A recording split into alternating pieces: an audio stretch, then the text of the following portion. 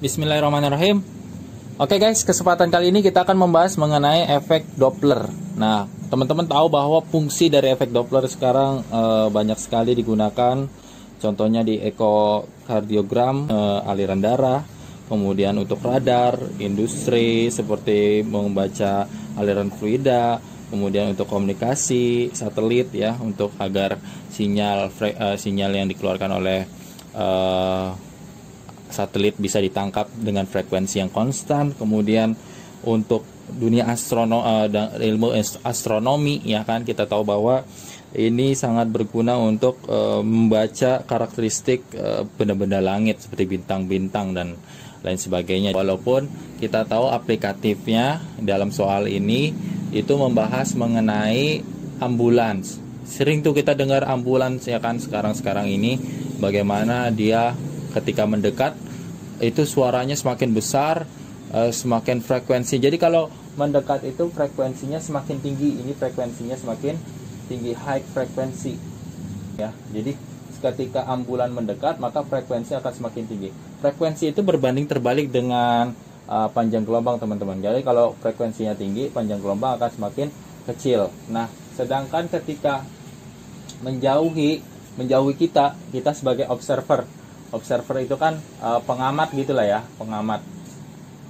Makanya kalau rumus aslinya itu FO. Nah, kita bisa ganti dengan pengamat P ya, berarti di sini huruf P saja.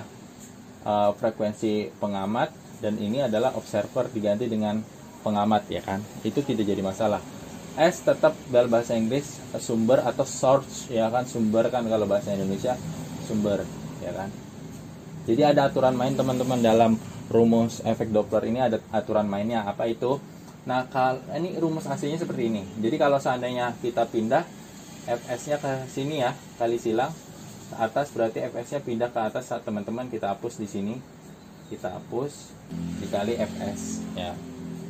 Ini garisnya kita hapus. Jadi frekuensi pendengar itu rumusnya demikian. Nah, kalau seandainya ada kecepatan angin, nah, kecepatan angin juga akan mempengaruhi. Oke, sekarang kita akan lihat aturan-aturan mainnya. Pertama, kalau seandainya ini ada plus minus, artinya kalau sumber mendekati itu akan bernilai, sumber mendekati ya, dengan pengamat, observer, akan bernilai minus observer. Tapi kalau menjauhi ya, kalau menjauhi ini kan menjauhi ya, ini low frekuensi ini. Jadi kalau seandainya menjauhi berarti Fs-nya itu kecepatan sumbernya itu justru menjadi positif. Maksudnya gimana sih? Kenapa kalau mendekati observer menjadi negatif nilainya? Karena Fs itu di bawah letaknya. Kalau seandainya misalnya Fs-nya jadi negatif, tentu kan nanti kan ini berbanding terbalik ya. Kalau seandainya ini negatif, ini akan semakin naik. Jadi kalau seandainya Fs-nya mendekati, justru frekuensi pendengar sedang pengamat atau pendengar sedang diuntungkan di sini. Paham ya? Jadi menurut saya lebih tepat kita memahami cara seperti ini untuk memahami soal efek Doppler dibanding dengan metode-metode yang lain ya. Tapi terserah teman-teman, ada cara-cara lain untuk menghafalnya. Tapi menurut saya adalah untuk memahami memahami efek Doppler adalah kalau seandainya sumber mendekati observer, maka akan bernilai negatif. Karena negatif itu ada di Fs di bawah. Kalau dia bernilai negatif, maka frekuensi pengamat akan semakin besar untuk mendengarkan suara. Tetapi kalau pengamat mendekati ya, maka akan bernilai positif. Kenapa? Positifnya kan di atas. Kalau positifnya di atas, maka frekuensi pendengar semakin diuntungkan. Jadi gini analoginya teman-teman. Kalau pengamat mendekati dan kalau sumber mendekati itu sama-sama menguntungkan bagi frekuensi yang didengar. Frekuensinya akan semakin tinggi. Tapi kalau menjauhi, maka observer misalnya menjauhi, observer ke arah sana, observer ke arah sana, maka dia akan bernilai negatif. Karena dia menghilangkan keuntungan itu. Maksudnya gitu ya. Jadi dia menjauhi, dia udah ditinggalin sama ambulan, suaranya semakin kecil, frekuensi semakin kecil, dia pergi juga jauh, jadi dia akan bernilai negatif karena negatifnya di atas, jadi frekuensi pendengarnya yang dialami pendengar akan semakin kecil. Nah, bagaimana pengaruh dengan kecepatan angin? Kalau kecepatan angin seiring dengan atau searah dengan sumber, maka dia akan bernilai positif. Kalau searah, kebalikannya, kalau tidak searah, maka akan bernilai negatif. Jadi ini kondisinya, kalau di belakang ini ceritanya observernya ditinggalkan, maka dia frekuensi kecepatan sumbernya akan bernilai positif. Karena dengan positif di bawah, frekuensi pendengar justru akan semakin kecil. Nah, tapi bagaimana kalau kondisinya observer tidak bergerak, maka nilai kecepatannya 0. Begitu juga kalau sumbernya tidak bergerak, maka kecepatan sumbernya juga 0. Oke, kita langsung ke soal. Sebuah mobil bergerak dengan laju, kita mulai dengan sesuatu yang kita ketahui dulu. Dan kalau tadi untuk kecepatan angin, bagaimana masukin ke rumusnya? Jadi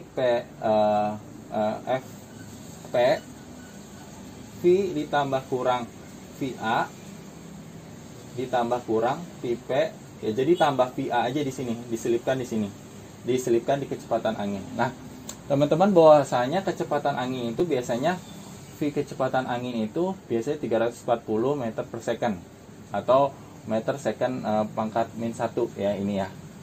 Ini kecepatan angin. Jadi kecepatan angin itu di udara itu 340 normal, ya kan. Kalau seandainya di air itu berbeda.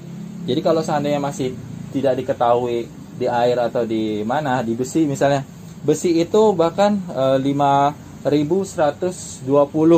meter per second. Jadi besi itu semakin cepat kecepatan bunyi di besi ya. Nah, sebetulnya walaupun efek Doppler ini sering diaplikasikan untuk gelombang bunyi, tapi bisa untuk gelombang yang lain seperti elektromagnetik tadi ya, kecepatan gelombang cahaya dan lain sebagainya. Nah, jadi aplikasinya kalau di soal kita selalu bahas mengenai sirine mobil gitu ya, bunyi klakson dan lain sebagainya. Nah, sekarang kita lanjut lagi. 72 km per jam ini adalah laju dari mobil. Berarti mobil kan sumber. Berarti kita tulis ya. Oh, ini tadi rumusnya, lanjut yang tadi ya. VS dikali. Jadi kalau ini ditambah VA ketika ada kecepatan angin. Kalau tidak diketahui kecepatan angin sebagai tambahan, maka tidak perlu ditambahkan. Itu nanti di soal kedua kita akan bahas. Soal pertama tidak ada kecepatan angin, kita tinggal masukkan saja seperti rumus yang ini. Ya, berarti V-nya 72 km, itu diubah aja langsung menjadi meter per second. 72 itu kan dikali ke kilometer ke meter, itu jadi dikali 1000 ya. Jam ke detik 3600, coret 72 ke 36 kan 2 kali 10 20 meter per second. Berarti ini adalah 72 km per jam, sama aja dengan 20 meter per second. Ini sebagai VS nya, kecepatan sumber, kan ini sumber tadi ya, mobil itu kan sebagai sumber, berarti VS. Nah, lihat ini negatif atau positif. Lihat, sambil membunyikan klakson dengan frekuensi 400 Hz. Jadi Fs nya sumber masih frekuensi Fs nya 400 Hz. Seorang pengendara sepeda motor di depannya berarti kan sepeda motor bergerak juga gitu ya, maju juga. Misalnya nih dia naik sepeda motor lah ya, naik sepeda motor yang ngadep sana ya. Ini motor ngadep, dia jalan ke sana, berarti sepeda motor sedang diklakson nih oleh mobil yang mendekatinya. Nah, dengan frekuensi pengamatnya adalah sebesar 420 Hz. Tulis dulu aja yang diketahui. Nah, sekarang berapa kelajuan sepeda motor? Sepeda motor nggak mungkin dong melawan arah, karena kan dia tadi mobilnya bergerak menuju laju sambil mengklakson. Artinya si sepeda motor kita anggap dia juga bergerak menuju berlawanan. Sehingga kalau misalnya source-nya dia bernilai negatif ya, jadi source-nya bernilai negatif, sedangkan kalau VP-nya itu bernilai karena menjauhi, maka dia bernilai negatif juga. negatif juga. Kenapa? Karena dia justru malah menghindari sumber tersebut sehingga dia jadi negatif. Sampai sini bisa dipahami ya kira-kira teman-teman ya. Jadi kalau kita masukkan ya, kita hapus dulu P sama dengan V ditambah kurang. Oke, ditambah apa dikurang nih V-nya? Karena tadi ini bernilai negatif ya, PP-nya dia menjauhi juga sepeda motor, maka bernilai negatif terhadap PP ya, kecepatan si pengamat. Fs-nya di sini. Kemudian V dikurang juga Vs. Kenapa dikurang? Karena tadi ini menjauhi ya. Karena Vs, karena ini mendekati justru malah menjadi nilai negatif agar semakin besar. Kita pengen dapat PP yang tertinggi karena ambulansnya mendekati, tapi ternyata dia menjauhi juga, jadi negatif juga di atasnya. Gitu, paham ya teman-teman ya? Nah, sekarang kita masukkan ini V-nya, karena kalaupun tidak diketahui, kita langsung masukkan 340. Kenapa? Karena ada kecepatan bunyi di udara. 340 dikurang PP-nya yang ditanya, ya kan? Dibagi 340, PS-nya tadi nih, PS-nya 20 meter per second nih ya, 20 meter per second. Gak usah masukin satuannya karena sudah sesuai. PP-nya ini 420, PS-nya 400 ya. Oke, pindah-pindah ini jadi ke bawah ya, 420 ke bawah. Kemudian ini 340 kurang 20, 320. Ini 420. Ini pindah ke bawah jadi 400. Coret-coret. 320-nya naik ke atas. Coret nolnya lagi. 32 dibagi 4 dulu ya.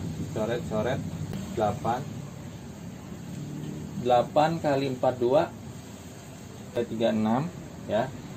Sini 336 sama dengan 340 dikurang pipe. Jadi pipe itu ini pindah ke sini, 340 dikurang 336 ya 4 ya, 4 meter per second. Jadi jawabannya yang ini, yang D gitu. Paham ya teman-teman ya? Jadi gimana penempatan negatif dan positifnya yang penting.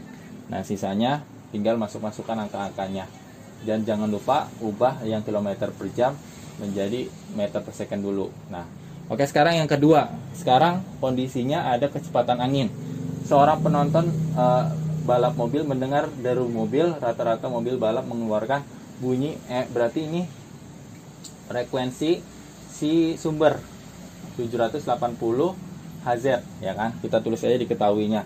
Kelajuan kemudian di udara ya, V-nya adalah 340 normal standar meter per second atau meter second pangkat min 1 sama aja meter per second ya. Kemudian kecepatan mobilnya V sumbernya adalah 40 meter per second teman-teman. Jadi udah ketahuan satuannya meter per second, jadi nggak usah diubah lagi. Nah, kecepatan angin bergerak dengan kelajuan searah ini teman-teman, searah. Berarti dia nilainya positif nanti nih. VA-nya adalah nilai positif ya, nilai positif karena searah dengan gerak mobil sumber. Jadi kalau searah dengan sumber positif, kalau berlawanan arah maka negatif ya, melawan arah gerak. Atau dari pengamat ke sumber gitu maksudnya. Dari pengamat ke sumber maka VA-nya bernilai negatif. Tapi kalau dari sumber anginnya, VA-nya dari sumber ke observer, maka nilainya positif gitu teman-teman. Nah, oke, kita lanjut ya. VA-nya berarti di sini adalah 20, kelajuan anginnya adalah 20 meter per second tambahan ya. Maka berapa frekuensi saat menjauh, mobil menjauh. Jadi hati-hati teman-teman, ada kata menjauh.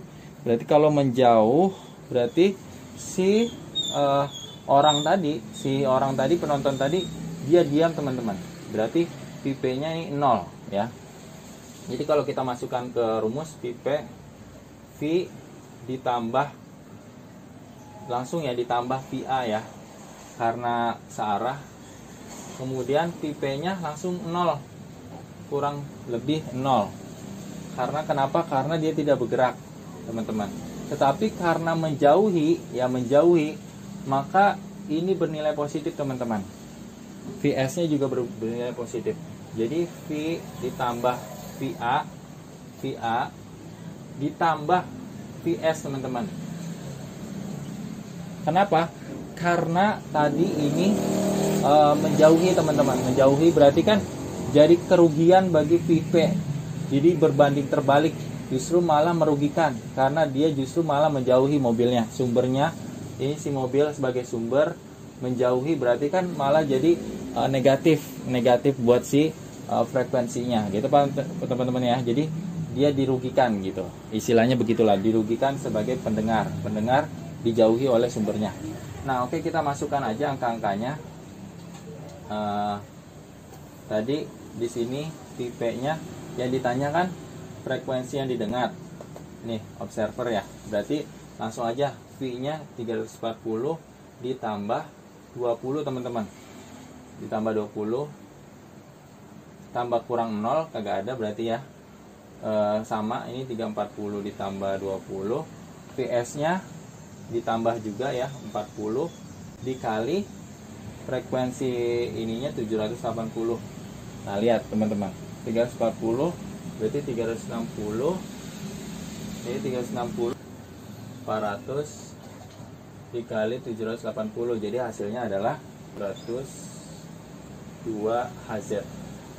Jadi suara frekuensi yang didengar oleh si pendengar adalah 702 Hz. Nah itu teman-teman cara mengerjakan efek Doppler, semoga membantu teman-teman di sekolah.